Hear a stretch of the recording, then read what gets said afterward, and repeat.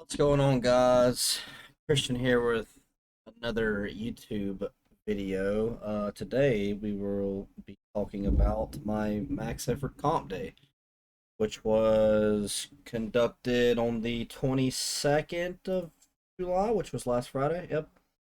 Um, just want to show you guys the videos, talk through them, help me understand what I need to work on, and show you guys what I see as a strength coach and a personal trainer. I video all of my lifts, squat, bench, deadlift, even some of my accessories. And it's not to like boast or make myself look good. I do it so I can see my flaws, and it allows me to see what I need to work on, which therefore helps me to build a better program for myself. So a little bit about myself, if it wasn't stated in the videos prior. Um, I'm attempting to go for the squat and the deadlift state record for Tennessee in the 198-pound weight class. I didn't really do a cut, but I kind of did a cut, if that makes sense. I didn't water cut, which is what I typically do. I just naturally got down to about 202, 203 the night prior. I could have easily have gotten to 198 if I actually utilized a water cut. So yeah, and then the morning of, I just rehydrated. Um, I drank like 3 packets of like electrolytes, and I mixed in a Carbo Pro mix that has a combination of like maltodextrin, which is a polysaccharide. It's a very complex carbohydrate, but it's easily broken down because of the way it's built, form. And that was added to my intra like workout drink, and we'll get into that as well. Um, I think I think where I lifted at and when I lifted at played a big factor in the temp selection, in which I attempted. And you guys will see that as well as soon as we start looking at videos. Just one last thing. I'm sorry about the picture quality. It was videoed from my phone. I didn't have my camera, so it's in HD at 60 frames per second. So it's a little grainy, but you can still see the lift. So yeah, so let's dive right into it. Um, so I'm gonna pull up these. So these are the max videos, and I ordered it in order of SBD, obviously. So squat, bench, deadlift. So we'll start with the 415. Uh, so I'm going to talk about this first. So when I'm doing my like attempt selection, right, I pick a weight that I know I can hit depth easily. I'm gonna get all white lights, and the purpose of that is to get a good basis and understanding of how you're feeling for that day, right? But most importantly, it's going to make you feel good about yourself, right? Like you don't want to go into a meet failing your first attempt and then that be on your mind for the rest of the meet, right? So I always pick a weight for squat, bench, and deadlift. Um, and I go from there. So 415, it would be 405, obviously, because there's four plates on the bar, but we're using a squat bar, which is 55 pounds. And that's also going to play a role into my second and my third attempt, which I'll talk about later. But again, this is 415. To talk about this attempt, I set up nice. Everything was tight. As you can see, I'm wearing my singlet, so you can see the actual proper depth. From this angle, it looks like absolute shit, and it looks like I didn't hit depth. But I've squatted so many times that I know how far depth is, and just from this angle, that's why judges don't judge from this angle. But that's why it looks high, and it's solely for the fact that it's from this angle. You'll see on my second attempt that I get far below depth, and I think it was like 465 or 475. Anyways, we'll watch this through, and we'll talk about it.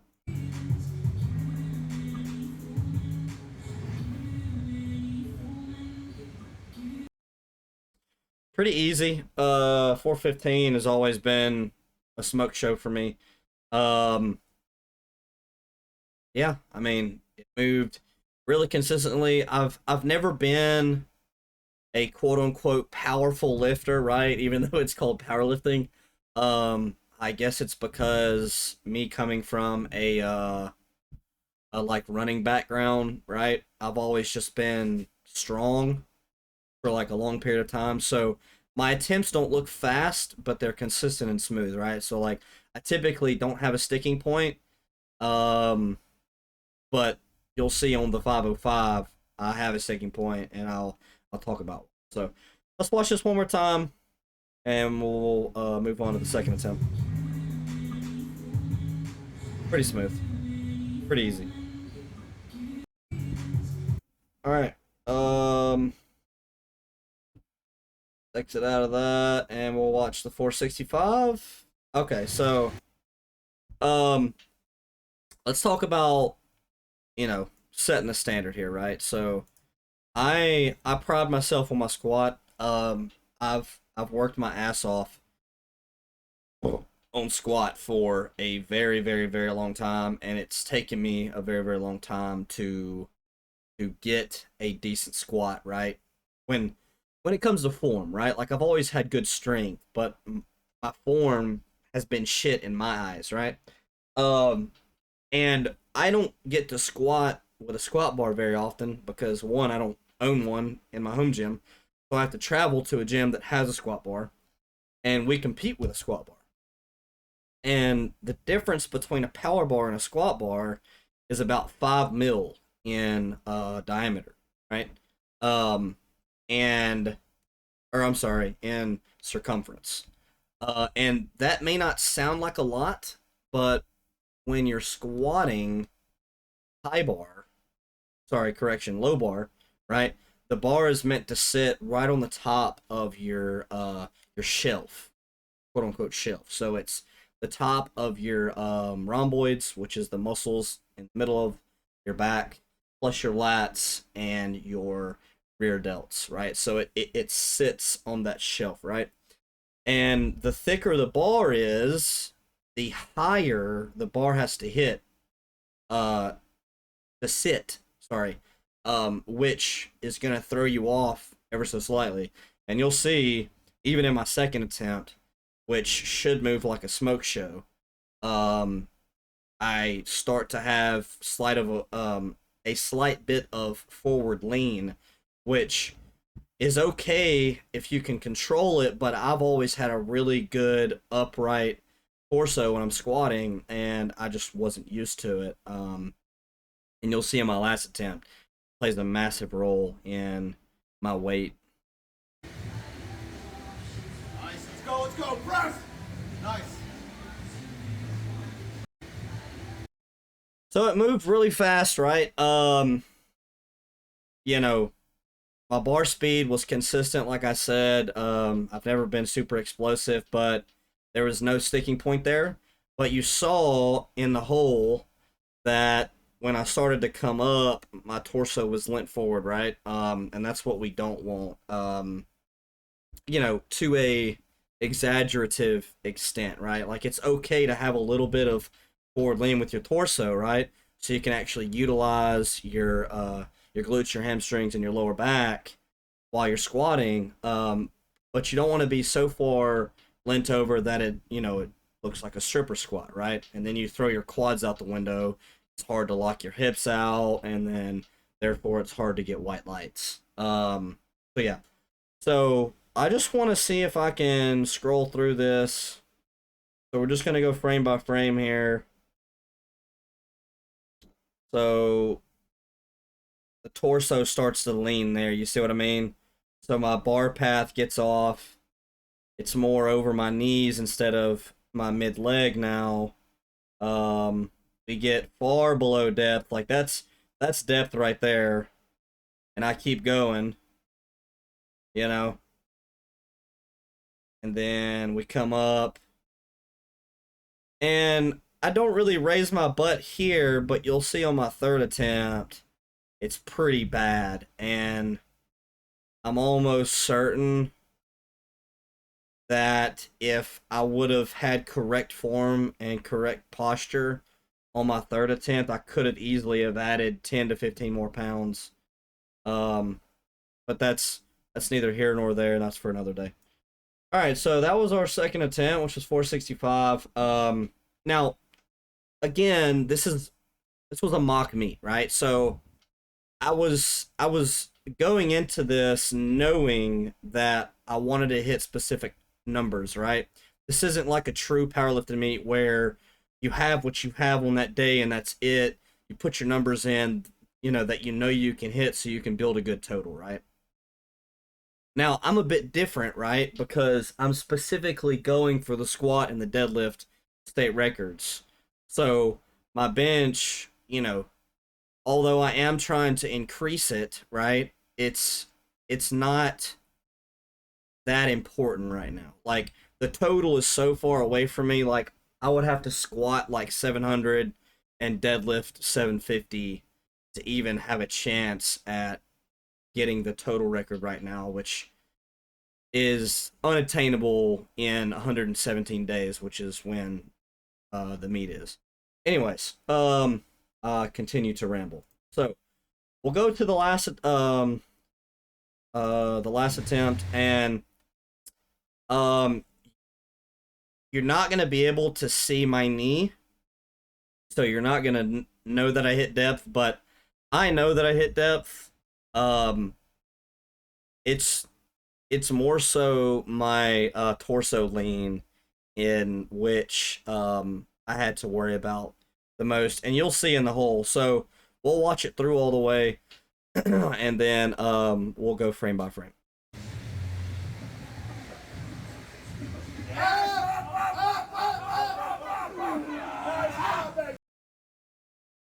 All right, so it is what it is, right? Can't go back in time, but the descent was okay.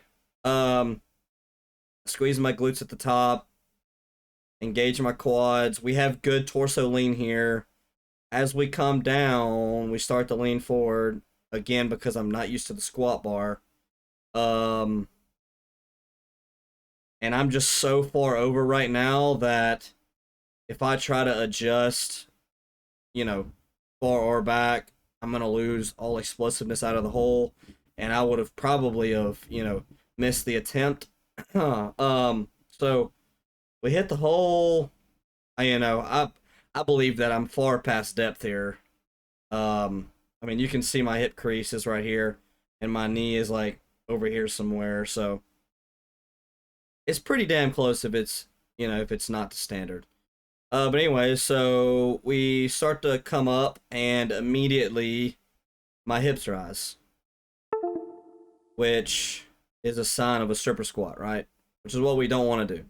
And the reason why, I call it that is because, we all know how they dance, right? You know what I mean? So, the reason why we don't want this, like I said earlier, is it's throwing the center of the bar path offline, and when you're off center of gravity, it makes the lift significantly harder when you're trying to squat, especially.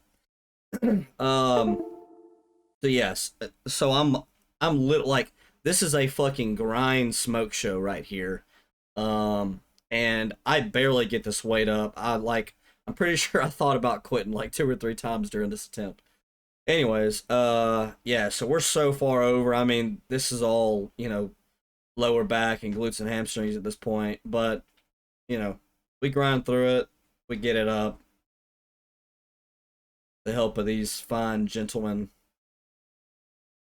Shout out to Operation Iron Gym and their their family. Everybody there that day was super freaking cool, and I didn't I didn't really have to beg anybody, man. I just asked, and they just all just walked over and they spotted me because they saw that I was in a singlet and I was maxing up. Good job.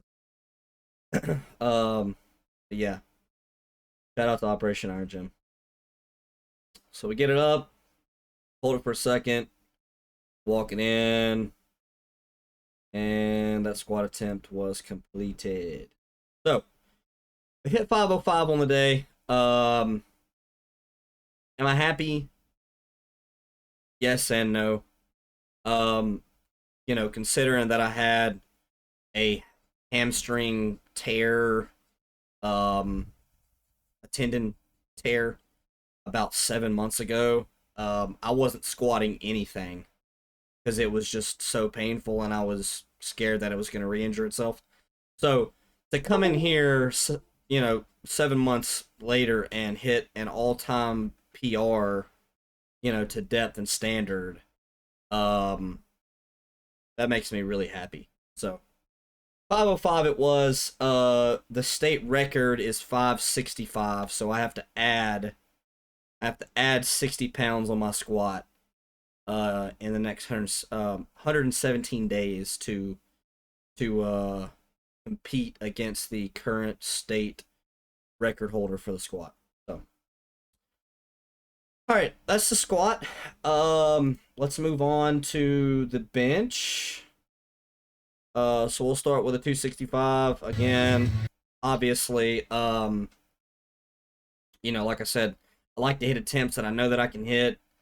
So for the bench, you get 3 commands: start, press, and rack. So you can unrack it on your own accord.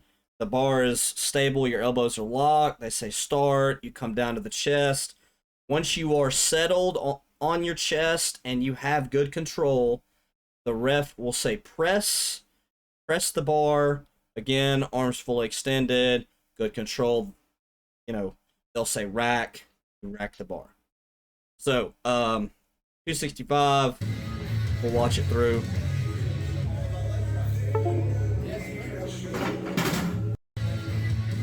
Pretty standard, man. I've like my benches blew up the past, I'd say, 2 to 3 months. I've really been working on my tricep power through the middle, which fortunately is what failed me on my last attempt, but it's gotten a lot stronger. I've gone from like a 285, 290 to nearly 345. You'll see my third attempt. I benched 325, but the video got corrupted. I can go into my Instagram and show you guys the 315 that looked like a RP 8, maybe 7.5, honest to God, the week prior. But anyways, that was 265. Let's watch it one more time.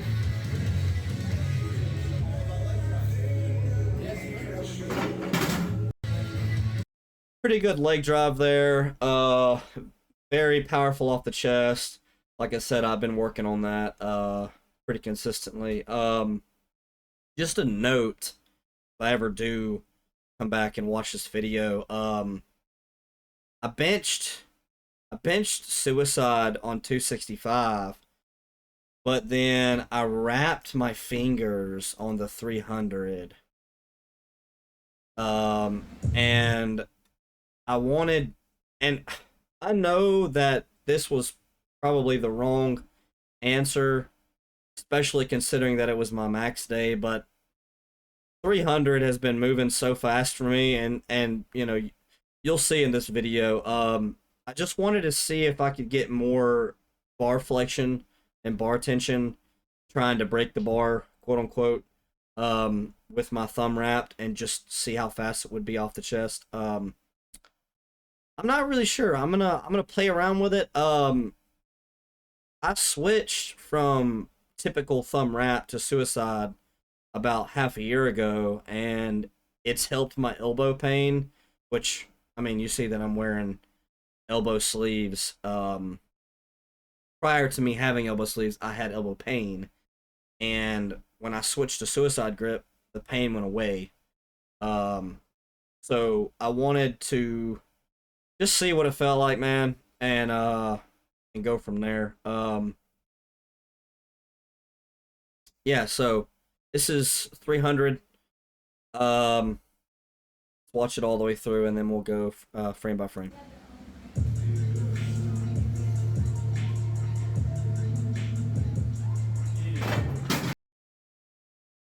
Yeah, so form wise, man, that press looked really great. Like I had good tension in my quads. I mean, you can see my ass right here on the bench. It doesn't come up at all, which means that I set up perfectly, right? Like if typically if I fail a bench, it's not because of strength, it's because of my ass coming off the bench and I get two red lights from the side judges. Um but everything was honed in, man.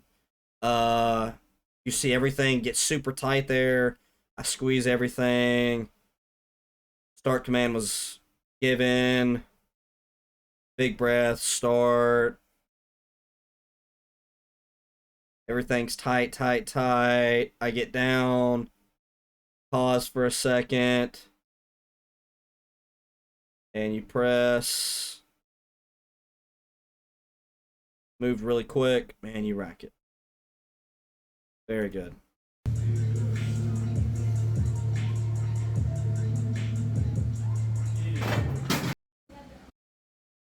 Very easy. So again, like I said, I don't have the 325, which I hit pretty easy because the file was corrupted, but I do have the 345. I just wanted to attempt 345 because that's been my goal for a while, and I'll be honest with you, I think I could have hit it if everything was perfect, right? But we'll get into that after I show you this attempt. The one reason why I failed this attempt, in my opinion, everything was good. My leg drive was good. You know, my shoulders were set. I had a good breath. I paused really well. Um, you'll see when I start the press command, my hands come forward, which again is taking me out of my center of gravity. And if any bencher knows, you know, what that means, when you bring the bar forward, like you're chalked, like you're not gonna recover that lift. And you'll see here in a second, you know, the guy has to grab it, so.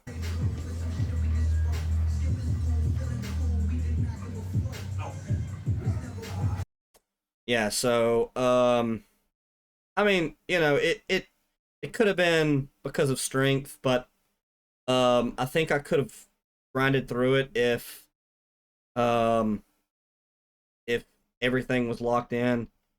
So we had good leg drive.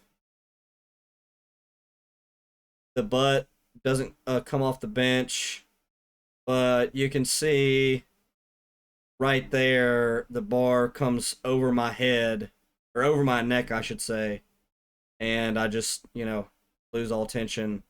The bar path is knocked off. So we'll watch it one more time.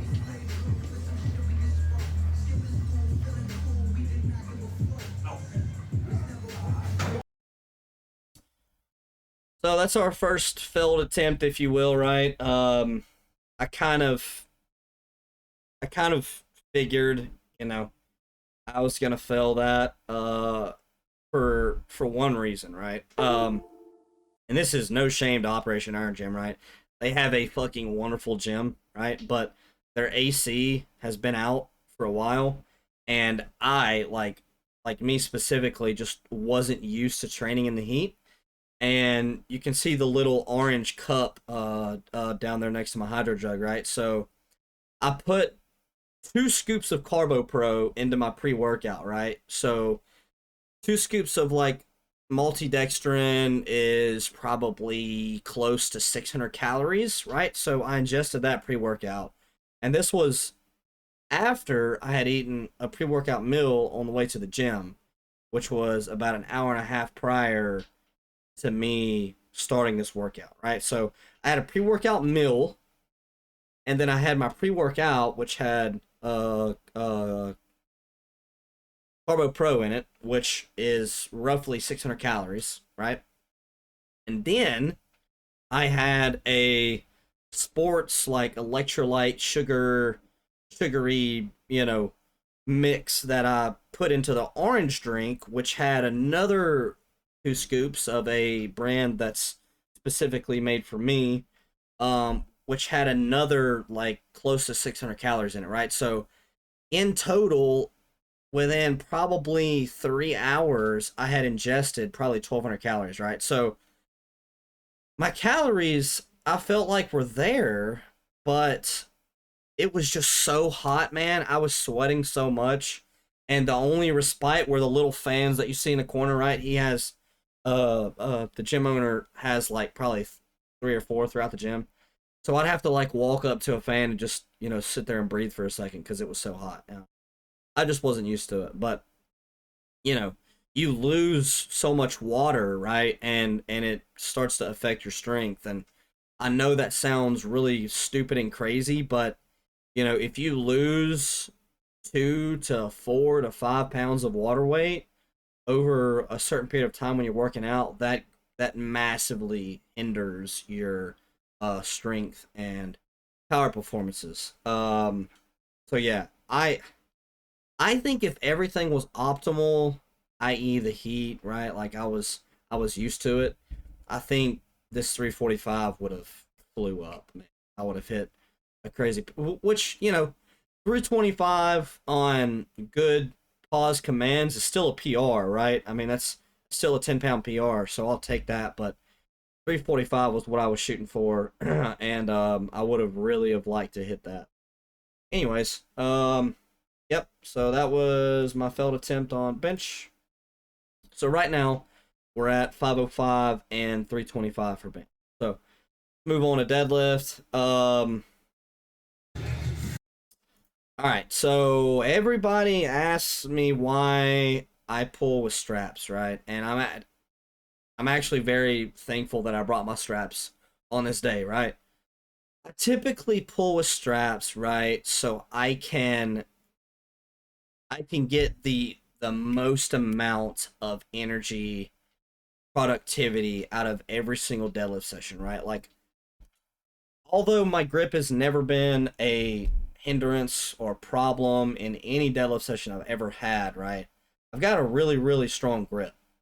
But in my mind, if I can work 1 to 2 to 5% harder because my grip is not an issue, quote unquote, that's just more muscle that I'm producing and more overall gains that I'm producing over the next competitor, right? So I've always pulled with straps. In comp, I've never failed a deadlift because of my hands. I've pulled 600 in comp before at 181. So I have no issues with grip. Um, yeah. So just a little side note. That was 181 at sumo, right? So sumo stance is a little bit different. The range of motion is shorter. So on and so forth. This prep, I deadlifted conventional so I could build my back up. And then this prep starting today, I'll start pulling sumo throughout this prep, which I will be competing sumo because that's how I pull the most amount of weight. Anyways, so this was 545 again. By this time, man, I was fucking drained. I was smoked. I just wanted to hit a decent number, and get the freak out of the gym, go home, shower, eat, drink a ton of water, and go to sleep. Right. So again, first attempt, always a weight that I can hit, very very easy. Worked up to 545. Here it goes.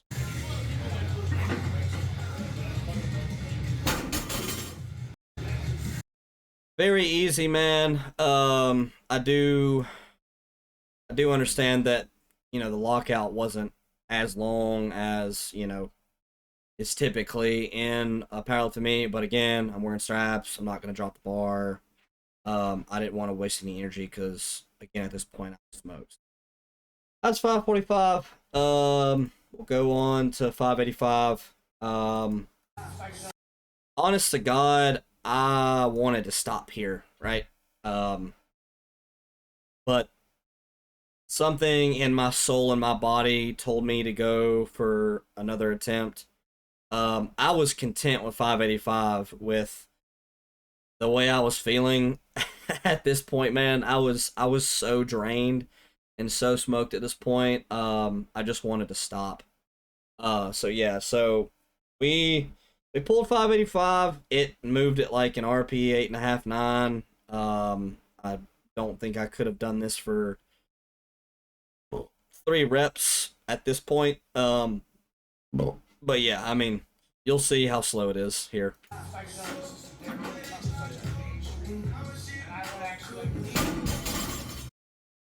Which, I mean, honestly, the more the more times I look at it, man, the faster it the faster it looks to me, bro.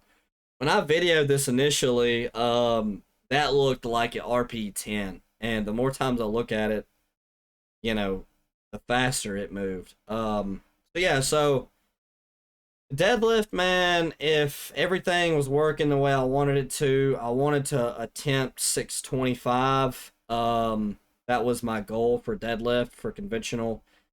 That would have, you know, that would have beat my PR by, you know, 70 pounds, man. But again, the way I was feeling, I was drained. I was already dehydrated. I was done. I put on 620, man, and I YOLO'd it. And this video quality is really good. You'll see, man. So watch the video and we'll talk about it.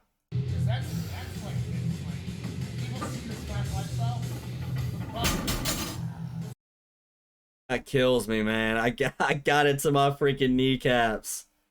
Yeah, so I think I just spent too much time in the hole. Just sitting there thinking about it, and if, you know, any powerlifters are watching this video, they know that the more time you think about it, one, that's energy that you're wasting, and two, you start to second guess yourself in terms of like whether or not you can actually hit the attempt. Anyways, yeah, man, I sat there for too long. I had good slack pull. I mean, you can see the bar bending already. I drop the hips. I pull. Everything was good. I just didn't have the strength, man. I got it. Just to my knees. And I just didn't have the strength to get it up. But yeah. That was 620. Yeah, man. So we benched 325. We squatted 505, and we pulled 585. I don't know what the total is on that, but it is what it is. So I showed you all of those videos to talk about what I need to work on in this meet prep for the next 117 days. So obviously my squat, right? Torso lean, my hip hinge, the bottom of the squat needs to be, you know, cleaned up. It needs to be strengthened. My core stability needs to be worked on. So I think the main mover for this prep, at least for the first portion, will be pin squats in the hole. And basically what that is when you're squatting, you set up 2 pins to where when the bar contacts the pins, your hip hinge is just below the knee, which is considered parallel. you sit there for a second with, you know, constant tension in your quads and your posterior chain, and you squat from there, right? So that's going to help me stay more upright in the hole, and it's going to help me be aware of where I'm at, you know, when I'm actually squatting. And we'll probably go up to something pretty heavy with that, considering that it's more of a dynamic to static to dynamic movement. How, you know, although you are staying, you know, very taut in the bottom of the hole, it's still considered dynamic static, you know, to dynamic. Um, yeah, so that'll be the focus for squat, at least for the first block. And then for bench, we'll probably honestly do the same thing, man. We'll probably incorporate pins on bench, and we'll put it like just below the sticking point, which is about, I don't know, 3 to 4 inches off my chest.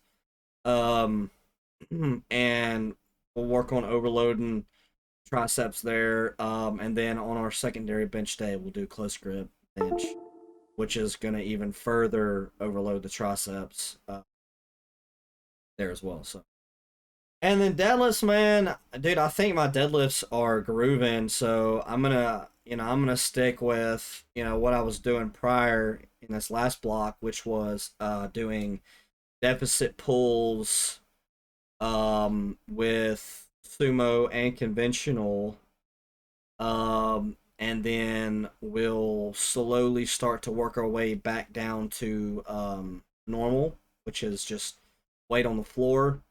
And then we'll probably do like half inch, inch and a half, 2 inches, and we'll probably stop at 2 inches block pulls, and we'll overload there, and then we'll work our way back down the blocks, while still incorporating deficits for conventional, so we can continue to work on our lower back and our posterior chain, to increase our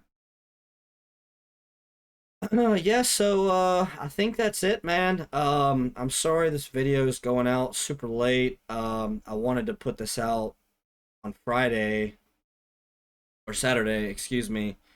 But I forgot that I had to go work on the new house. So Saturday rolled by, Sunday rolled by, and today's Monday. I got home from work. I slept 2 hours Sunday night because I'm a weirdo. I didn't sleep very well. So I worked out at the gym because I knew that if I wasn't going to work out at the gym, then I probably wasn't going to work out at all. So I worked off 2 hours of sleep and then worked out. Came home, ate food, took a nap.